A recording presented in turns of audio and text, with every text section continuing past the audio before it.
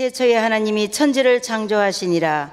땅이 혼돈하고 공허하며 흑암이 깊음 위에 있고 하나님의 영은 수면 위에 운행하시니라. 아멘.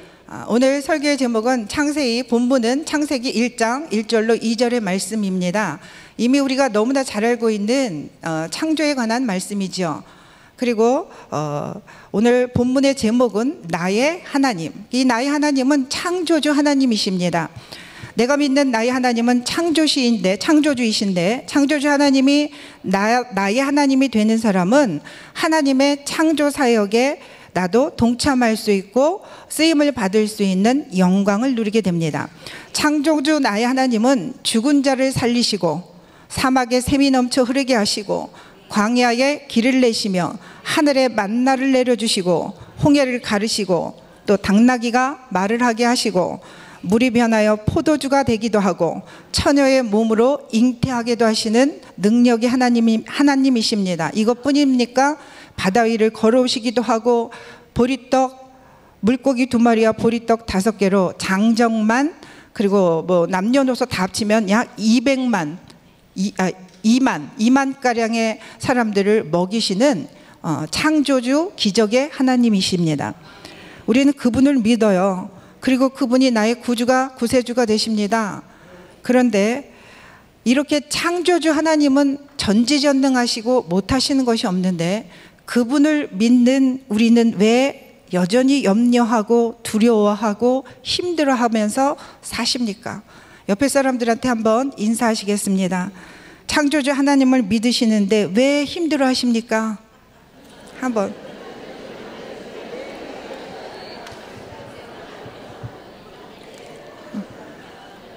가끔 그러신 분들도 계실 거예요. 저 안 힘든데요.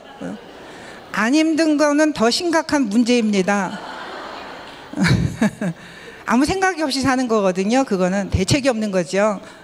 우리는 연약하기 때문에 힘든 게 정상입니다. 환경 가운데 늘 영적 전쟁이 벌어지고 있고 우리는 감당할 수 없는 문제 속에서 감당하기 힘든 사람들 가운데서 섞여 살고 있기 때문입니다.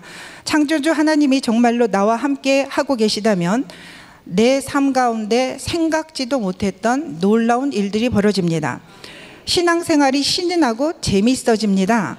하나님께서 나에게 행하실 일들이 기대가 되고 죽지 못해서 살아가던 인생이 기뻐하는 가운데 소망의 주를 바라보게 됩니다. 이게 바로 예수 믿는 증거이고 신앙생활하면서 창조주가 나의 하나님이신 증거입니다. 여러분은 지금 그렇게 신앙생활을 하고 계십니까? 나의 하나님 창조주가 나와 함께 하시면 나에게 창조의 능력이 나타나는데 이 창조의 능력이란 한마디로 생명이 살아나는 능력이고 또 생명을 살리는 능력이기도 합니다. 이것을 쉽게 얘기하면 나도 살고 남도 살리는 능력이 창조의 능력입니다. 마귀는 생명을 죽이는 일을 하지만 창조주께서는 생명을 살리는 일을 하십니다. 그러므로 생명의 주 부활의 주 창조주가 나와 함께 하시면 나도 살고 남도 살게 됩니다. 즉 하나님의 창조사에게 쓰임을 받게 된다는 뜻이지요. 천지를 창조하신 하나님이 나와 함께 하심으로 나에게 나타나는 창조의 능력은 무엇인지 3가지로 오늘 본문 말씀을 중심으로 3가지로 나눠보겠습니다. 첫째, 일대지 시작.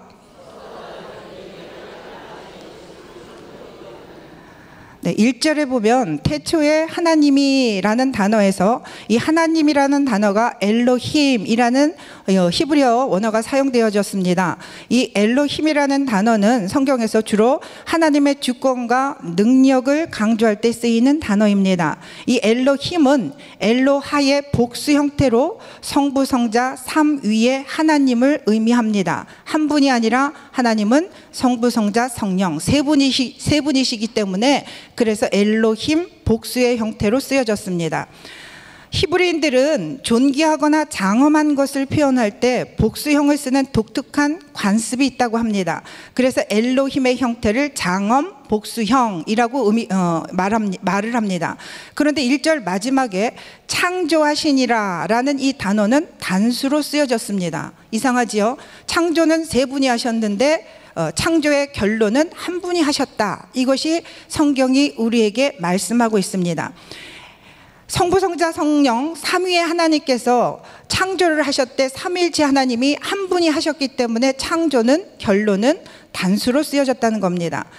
성부, 성자, 성령 하나님은 각각 주어진 역할이 다릅니다. 성부는 계획하시고 성자는 실행하시고 성령은 역사하십니다. 이 세 분의 하나님은 태초에 천지를 창조하실 때부터 함께 하셨고 지금도 늘 함께하고 계십니다.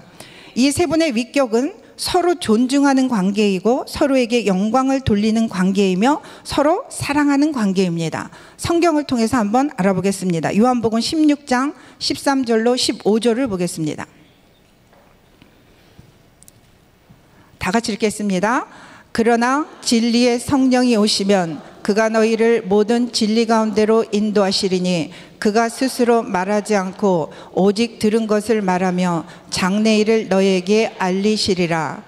그가 내 영광을 나타내리니 내 것을 가지고 너희에게 알리시겠음이라. 무릇 아버지께 있는 것은 다 내 것이라. 그러므로 내가 말하기를 그가 내 것을 가지고 너희에게 알리시리라 하였노라. 여기서 내 것은 하나님의 말씀을 의미합니다. 요한복음 1장 1절에 보면 태초에 하나님이 함께 하셨는데 그 하나님의 말씀이 곧 하나님이다 이렇게 나와요. 요한복음 1장 1절에. 그리고 예수 그리스도는 자신을 나는 길이요 진리요 생명이다. 예수 그리스도 자신이 나는 진리다. 그런데 그 진리의 성령님께서 진정 진리이신 예수 그리스도 말씀이신 하나님을 알려주시겠다라고 이야기합니다. 성령님께서 성경을 조명해 주시지 않으면 문자적으로 아무리 읽어도 무슨 의미인지를 이해할 수가 없습니다. 그러므로 진리의 성령님께서 태초에 말씀으로 천지를 창조하신 하나님, 진리 자체이신 예수 그리스도를 풀어서 가르쳐 주셔서 계시를 통해서 알려주셔야만 우리는 창조주가 어떤 분이신지를 이해할 수 있고 알 수가 있습니다. 그러므로 우리는 이렇게 하나님께서 세 분이 함께 하시고 함께 창조하시고 늘 존중하시고 서로를 존중해 주시고 서로에게 영광을 돌리는 관계이고 서로를 사랑하는 관계인데 요한복음의 한 편을 다시 보겠습니다. 요한복음 17장 21절에서 24절을 보겠습니다. 시작.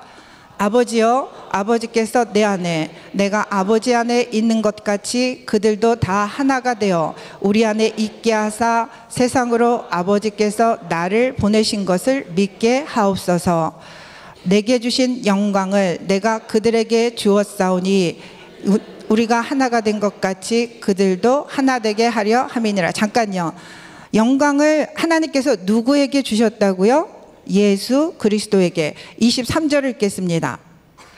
곧 내가 그들 안에 있고 아버지께서 내 안에 계시어 그들로 온전함을 이루어 하나가 되게 하려 함은 아버지께서 나를 보내신 것과 또 나를 사랑하신 같이 그들도 사랑하신 것을 세상으로 알게 하려 하심이니라. 24절.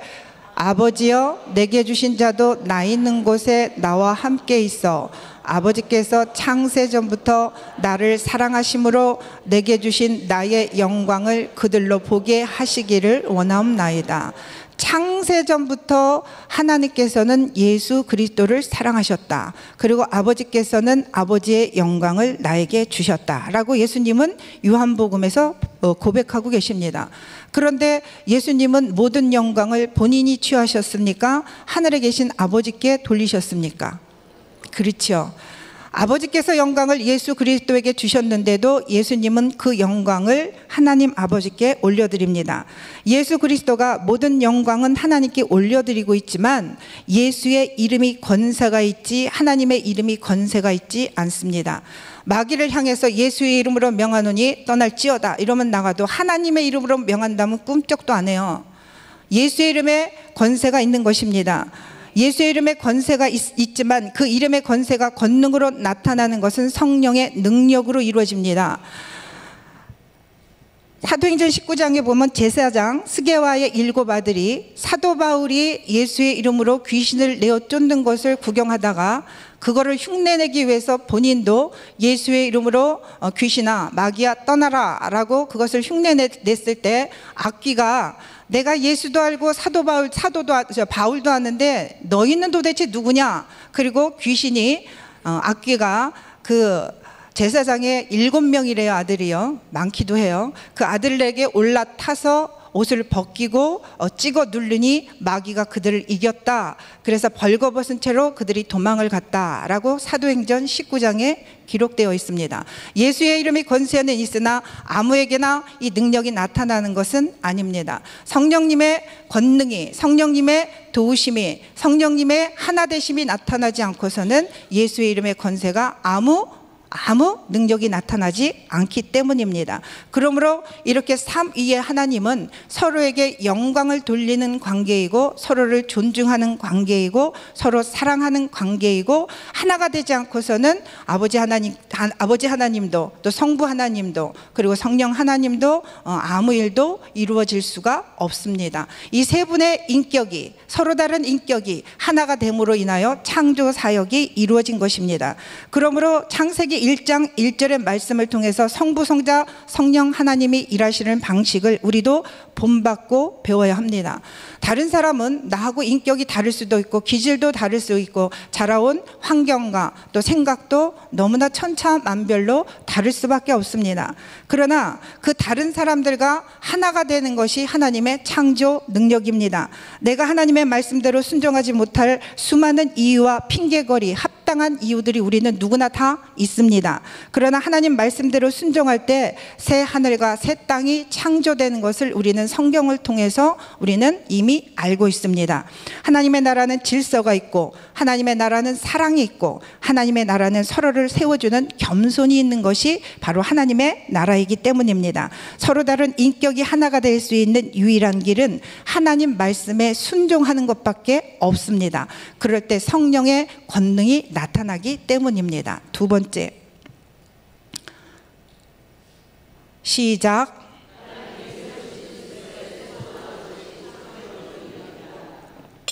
하나님의 창조의 사역은 땅이 혼돈하고 공허하며 흑암이 깊음 위에 있는 가운데 하나님의 영이 수면 위에 운행하심으로 시작되었습니다. 성경에서 말씀하고 있는 땅은 마태복음 13장의 씨 뿌리는 자에게 비해서 보면 인간의 마음을 상징할 때가 많습니다. 마음이 혼돈하다는 것은 마음이 염려로 가득 차서 삶의 방향을 찾지 못하고 갈팡질팡하는 무질서의 상태를 의미합니다. 공허하다는 것은 마음이 텅 비어 있는데 그 무엇으로, 세상 그 어떤 것으로 채울 수도 없고 만족할 수도 없는 근원적인 외로움이 우리 가운데 있습니다. 아무리 돈이 많아도, 세상에 권세가 있어도, 남편이 나를 끔찍히 사랑해줘도 채워지지 않는 근원적인 우리 안에 공허함, 외로움이 있다는 거죠. 흑암이 깊음 위에 있다는 것은 자신의 미래를 우리는 알 수 없습니다. 늘 두려움과 고통 가운데 사로잡혀서 살아가는 절망적인 상태를 의미합니다. 여기서 깊음에 해당되는 이 원어는 깊은 바다를 가리키는데 이것은 끝도 없이 추락하는 지옥을 상징합니다. 우리는 이런 삶 가운데서 하나님께서 택하시고 부르심을 받고 빛 가운데로 나왔습니다. 내 삶이 이렇게 혼돈하고 공허하고 흑암 가운데 있을 때에 진리의 성령님이 나에게 찾아오셨습니다. 온 우주와 세상이 하나님의 창조하신 대로 움직이며 하나님이 살아계심을 드러내는데 오직 하나님의 창조물 중에서 유일한 피조물 인간만이 질서를 거역하고 움직이지 않습니다. 천지 만물이 그 우주계도, 은하계도, 별들도 하나님이 창조하신 질서대로 움직입니다. 나무들도, 계절도 질서대로 움직입니다. 하나님이 창조하신 자연의 질서가 무너지면 재앙이 찾아오는 것 우리는 다 누구나 알고 있습니다. 그러나 하나님이 세우신 인간관계의 질서와 영적인 질서가 무너져도 똑같이 재앙이 찾아온다는 것을 모르고 사는 사람들이 허다합니다. 추운 겨울이 싫지만 지구에 더운 여름만 있으면 생태계는 무너집니다. 그리고 또 무더운 여름이 싫지만 추운 겨울만 있어도 자연 생태계는 무너집니다. 내가 견디기 힘든 내 인생의 겨울과 같고 여름과 같은 사람들이 내 주변에 있습니다. 그렇지 않습니까? 너무 감당하기 힘든 사람들, 그러나 이러한 고난의 사건들을 통해서, 이러한 힘든 사람들을 통해서 성부 하나님께서는 세우신 창조 질서의 영적인 비밀을 우리에게 교훈하고 가르쳐주고 계십니다. 창조 질서에 순종하는 훈련 자체가 말씀대로 믿음대로 사는 창조의 능력을 드러내는, 그것이 능력이 되기 때문입니다. 영성원에 작년에 우리 교인이 아니에요, 한경임 자매님이라는 분이 찾아오셨습니다. 타교인이에요. 여기를 왜 왔냐니까 하늘비전교회에 오면 죽을 병도 살아난다더라 소문 듣고 왔습니다 라고 왔습니다. 실제로 영성원에서 암이 들어서 그거 수술을 했는데 또 거의 한 2년 8개월 3년 가까이 됐는데 온몸에 퍼져서 명성교회 집사님이 또 소문을 듣고 찾아왔어요. 근데 그분이 영성원에서 저하고 딱 한 달 예배드린 후에 피 속의 암세포까지 싹 사라지는 기적이 나타났습니다. 그것뿐만이 아닙니다. 영성원에서는 외부 교인도 오고 우리 교인도 있지만, 여러분 공황장애, 우울증 이런 정신질환이 현대의학으로 치유가 됩니까? 이거 우리 교인이에요. 우리 교인인데 공황장애가 심해서 차도 못 타고 지하철도 못 타고 비행기도 떨어져 죽을까 봐 못 타는 집사님이 계셨습니다. 그분이 간증해도 된다고 해서 지금 하는 거예요. 그분은 삶이 너무나 두렵고 힘들어서 벌건 대낮에도 목사님 죽을 것 같이 힘들어요. 저 삼성의료원 정신병동에 입원하러 갑니다. 저 진짜 생활하기가 힘들어요. 이렇게 전화가 오신 분이었어요. 그분에게 병원에 입원하면 죽습니다. 힘들어도 영성원 예배 나오세요. 그랬는데도 아니에요. 저 힘들어서 못 참겠어요. 그리고 입원하러 간다 그러길래 예수 이름으로 명한다. 입원실이 병동이 없을지어다. 그리고 갔어요. 근데 갔더니 돌아왔어요. 목사님의 병동실이 입원실이 없을 것 같다 그래서 가라가서 쫓겨났습니다. 그래서 할 수 없이 영성원 예배 왔습니다. 그분이 6개월 예배 후에 지금은 가족들과 비행기 타고 해외여행 다닙니다. 정상적으로 직장생활 합니다. 단 6개월 걸렸습니다. 그 외에도 수많은 중독들, 의사들은 이 약을 못 끊습니다. 약물 중독, 그리고 그 외에 알코올 중독, 이런 중독들이 이게 자신의 의지로 됩니까? 저에게 찾아와요. 목사님 제가 중독 가운데 있습니다. 근데 끊을 마음이 안 생겨요. 그냥 계속 이렇게 살고 싶어요. 근데 이거 꼭 끊어야 되나요? 그래서 제가 끊어야 합니다. 그렇지 않으면 술이든 약물이든 간이 완전히 파괴가 되기 때문에, 약물도 중독이 되면 나중에는 듣지 않는 시기가 옵니다. 그럼 우리 다 알고 있죠. 약물도 나중에는 그게 내성이 생기면 안 들어요. 어차피 안 들을 거 그거 뭐 하려고 끝까지 붙들고 있습니까? 근데 본인은 끊을 의지가 없대요. 그럼 전 뒤에서 중보기도 합니다. 저 사람이 지금은 중독을 끊으면 죽을 것 같은 생각이 들어서 힘든 모양입니다. 성령 하나님 저분의 마음을 다스려 주셔서 끊고자 하는 결단이 생기게 도와주옵소서. 그리고 저는 더 이상 강요 안 해요. 왜냐하면 스트레스 받으니까 본인도 힘든데. 그러면 어느 순간 찾아와요. 그거 끊겠다고, 목사님 도와달라고. 또 어떤 분은요, 목사님이 그거 끊을지어다 했을 때 속으로 아이씨 난 끊고 싶지 않은데 왜 자꾸 저러지? 막 이랬대요.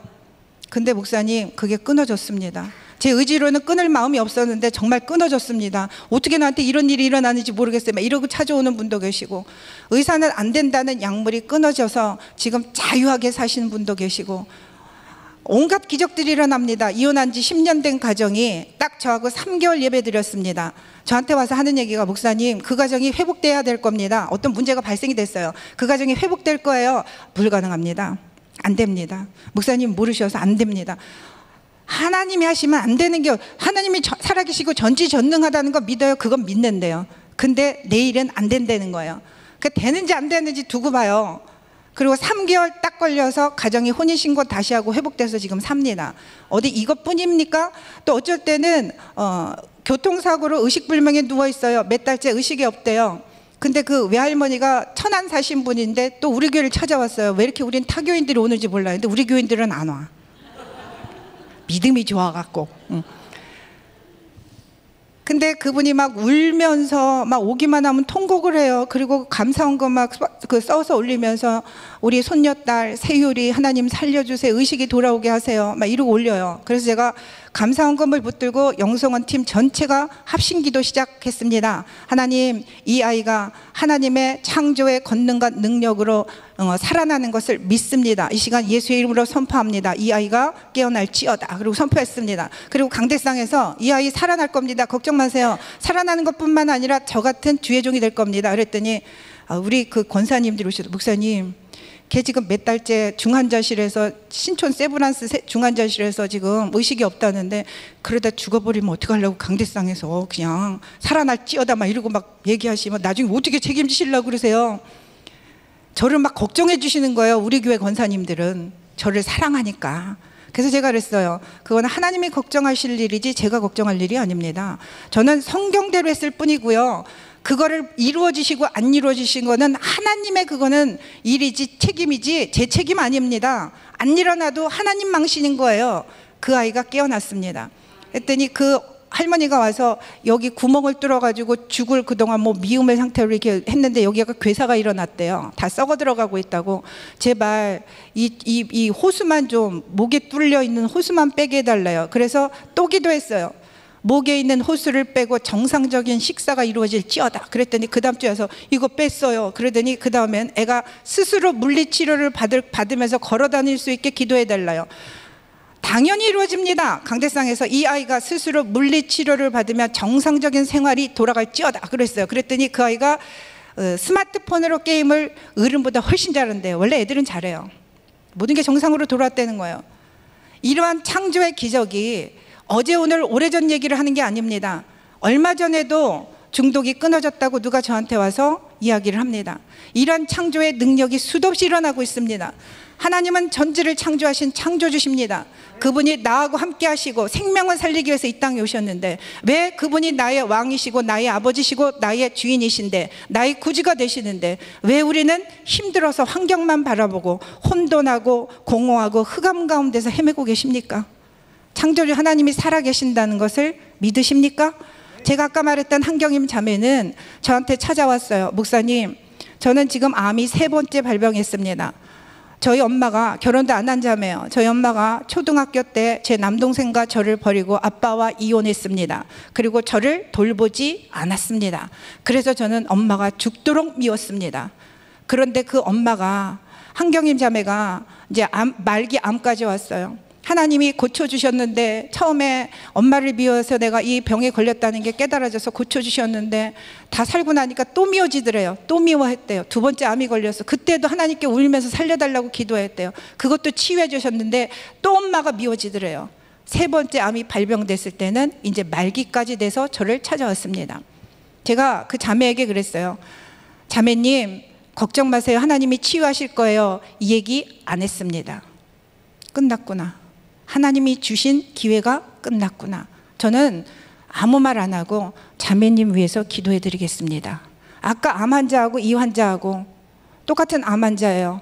근데 누구는 살리고 누구는 기회가 끝났어요. 이것도 하나님의 주권입니다. 모두가 살아나지는 않습니다. 엄마를 죽도록 미워하는 그 자매, 죽어가는 자매가 마지막으로 엄마에게 삼계탕을 끓여달라고, 엄마가 끓여주는 삼계탕을 먹고 싶다고 했는데 엄마가 거절하더래요. 나가서 돈 주고 사 먹으면 될 걸 귀찮게 무슨 삼계탕을 끓여달래느냐. 그 얘기를 하면서 제 앞에서 펑펑 울었습니다. 우리 엄마가 이런 엄마예요. 나는 지금 얼마 못 살아요, 목사님. 근데 그 삼계탕 한번 먹고 싶다는데 그거를 야멸차게 거절하더라고요.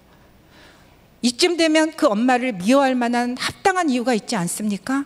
그러나 하나님이 세우신 창조의 질서를 거역할 때 우리에게 재앙이 찾아옵니다. 왜 나에게 겨울과 같고 무더운 여름과 같은 그렇게 순종하기 힘든 권위자를 붙여주시느냐? 하나님의 말씀에 순종하는 훈련을 시키기 위함이지 우리를 죽이기 위해서 하나님은 그 일을 허락하시는 것이 아닙니다.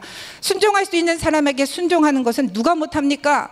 불순종할 수밖에 없는 합당한 이유가 있는 권위자를 붙여주셔서 그 사람을 통해서 하나님은 하나님 말씀 앞에 순종하는 것을 훈련시키시는 겁니다.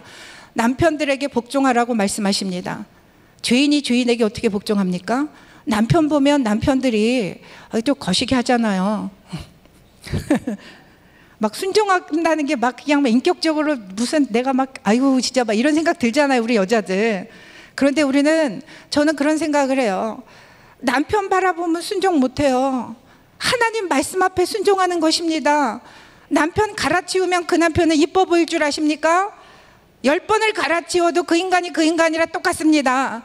중요한 거는 하나님 말씀에 내가 순종하기로 결단하면 내 삶은 하나님이 책임져 주신다. 이것이 창조주 하나님의 능력인 겁니다. 내 힘으로 감당이 안 되기 때문에. 아버지, 저는 정말 순종할 수 없는 합당한 이유들이 이렇게 있습니다. 제가 이런 상처를 받았습니다. 나 너무 힘듭니다. 그럼에도 불구하고 아버지 말씀이기에 제가 말씀 앞에 순종합니다 라고 결단하시고 눈물로 호소하세요. 그러면 그 사람을 하나님께서 그냥 내버려 두시겠습니까? 창조의 능력은 지금도 우리를 통해서 드러나고 나타나야 합니다. 세상은 심히도 혼돈하고 공허하고 흑암 위에 있는 어두운 세상 가운데 우리는 빛을 발하라고 부름을 받았습니다. 빛을 발하라고 우리는 생명을 우리에게 허락해 주셨습니다. 내가 창조주 하나님과 함께 계신 것을 세상에 드러내 보일 때, 그럴 때 어두운 세상이 주께로 돌아오지 않겠습니까?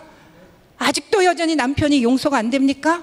나에게 상처 준 어린 시절에 부모가 용서가 안 돼서 아직도 그 마음의 상처를 끌어안고 살고 계십니까? 은혜 받으려고 교회 왔더니 목사가 상처 준다. 하나님이 나에게 불의한 권위자를 붙여주신 이유, 하나님이 세우신 창조의 질서에 순종하는 훈련을 통해서 생명 살리는 일에 나를 동참시키려고 그 일을 허락하신 것입니다. 하나님 말씀에 순종하는 결코 죽지 않습니다. 세 번째, 시작. 네, 사랑할 수 없는 사람을 사랑하는 것, 성경은 원수까지라도 사랑하라고 우리에게 말씀하고 계십니다. 마태복음 5장 44절과 48절을 보겠습니다. 마태복음 5장 44절에서 48절. 우리 너무 잘 아는 내용이죠. 산상수훈 이후에 나오는 거예요. 시작. 나는 너희에게 이르노니 너희 원수를 사랑하며 너희를 박해하는 자를 위하여 기도하라. 이같이 한즉 하늘에 계신 너희 아버지와 아들이 되리니 이는 하나님이 그 해를 악인과 선인에게 비추시며 비를 의로운 자와 불의한 자에게 내려주심이라. 너희가 너희를 사랑하는 자를 사랑하면 무슨 상이 있으리요? 세리도 이같이 아니하느냐. 네, 또 너희가 너희 형제에게만 무난하면 남보다 더하는 것이 무엇이냐? 이방인들도 이같이 아니하느냐. 마지막으로 시작. 그러므로 하늘에 계신 너희 아버지의 온전하신가 같이 너희도 온전하라. 원수까지도 사랑할 수 있는 능력, 이것이 창조주 하나님 창조의 능력입니다. 원수까지도 사랑하라 하시는데 그 원수가 집안 식구인 게 문제지요. 집안 식구 중에 힘든 사람들이 있습니다. 교회에서 신앙생활 하는데 믿음의 가족 중에 있습니다. 직장 동료들 가운데 있습니다. 나를 힘들게 하는 원수 같은 사람들이 멀리 있지 않습니다. 이것이 문제인 거죠. 오늘 2절 끝부분에 보면 하나님의 영은 수면 위에 운행하시니라 라고 말씀하고 계십니다. 하나님의 영은 성령 하나님을 가리키는 것으로 천지창조 때부터 삼위의 하나님이 함께 하셨다는 것을 의미합니다. 또 이 운행하시니라의 원뜻은 알을 품다라는 의미를 갖고 있습니다. 이 말은 어미새가 새 생명의 탄생을 열망하면서 알을 소중히 감싸 안는 것처럼 하나님께서 자기의 형상대로 지음받은 인간의 삶을 인간이 살아야 할 삶의 장소를 조성하기 위해서 깊은 관심과 사랑으로 돌보셨다는 것을 의미합니다. 흑암이 깊음 위에 있다. 이 깊음은 깊은 바다를 의미한다고 제가 말씀드렸어요. 이 깊은 바다가 영적인 의미로는 아까 절망을 상징하고 지옥을 상징하는데, 이 깊은 바다는 그 깊이와 끝을 알 수도 없어요. 이걸 영적으로 또 다시 적용하면 삶의 끝도 없는 고난, 용서할래야 용서할 수 없는 내 안의 미움, 지옥과 같은 삶, 이것을 의미합니다. 한마디로 내가 왜 이런 고통을 당해야 하는지 그 이유를 알 수가 없습니다. 끝날 것 같지도 않는 내 삶의 무거운 짐을 언제 벗어버릴 수 있을지 그 누가 알 수 있겠습니까? 내가 왜 이런 가정에 태어나고 이런 배우자를 만나고 내가 어떻게 왜 이렇게 내 인생은 고달프기만 한지 우리는 너무 힘들 때가 있습니다. 버거울 때가 있습니다. 그게 인생입니다. 이럴 때 성령 하나님께서 우리를 효과적으로 도우실 수 있도록 우리는 그분을 환영하고 초청하고 맞아들여야 합니다. 성령 하나님이 나에게 임하시면 우리의 연약함을 도우시고 말할 수 없는 탄식으로 우리를 위하여 친히 간구하시고 하나님의 뜻대로 성도를 위해 간구하신다고 우리에게 약속해 주셨습니다. 하나님이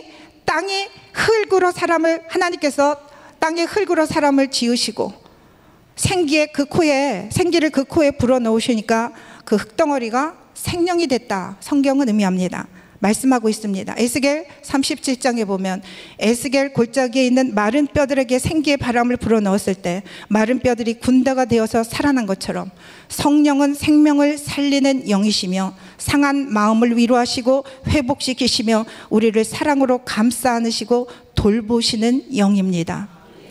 우리가 날마다 기적을 체험할 수 있는 것은 아닙니다. 그 따스한 성령님, 이분이 내 마음에 오시기만 하면 그렇게 미웠던 사람이 불쌍하게 보이기 시작합니다. 긍휼한 마음이 생깁니다. 흑암이 깊음 위에 있는 것과 같이 절망적이던 내 마음에 새 하늘과 새 땅이 임하는 것과 같은 놀라운 기적의 일들이 벌어집니다.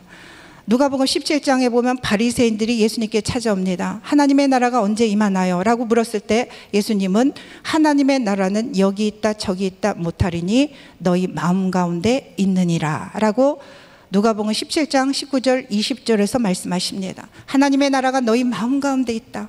아버지 환경만 바라보면 내 삶은 지옥입니다. 인간관계 속에서 하나님 권위자로 세워주신 내 질서의 권위자 때문에 내 마음이 오늘 상하고 무너지고 지옥을 삽니다 라고 우리는 울부짖을 수밖에 없는 환경 가운데 있을지라도 성령 하나님이 나에게만 오시면 내 마음을 통치하고 다스려 주시기만 하면 그분이 내 마음을 상한 마음을 만져주시기만 하면 내 마음에 위로가 한없는 위로가 그리고 따스함이 사랑이 회복이 되면서 원수도 사랑할 수 있는 능력이 나에게 나타나는 겁니다. 이러한 마음의 변화는 성령의 능력으로만 가능합니다. 용서할 수 없는 사람을 용서하고 사랑할 수 없는 사람을 사랑하는 것은 창조주 하나님의 능력에 속한 것이지 우리에게 속한 것이 아니기 때문입니다. 그 창조주 하나님이 나의 하나님이 되어야 합니다. 그 나의 하나님이 함께 하심으로 나와 함께 하심으로 내 안에 창조의 기적의 기름 부심의 능력이 이 어두운 세상 가운데 흘러가야 합니다.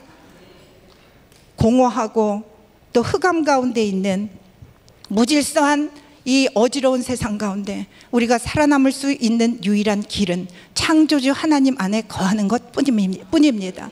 사람에게 복종할 수 없습니다. 사람은 100% 죄인이기 때문입니다. 하나님 말씀 앞에 복종하고자 결단할 때 성령 하나님께서 나를 도와주십니다. 아버지 내 힘대로 살 수 없어요. 내 능력 가지고는 원수를 용서할 수도 사랑할 수도 없습니다.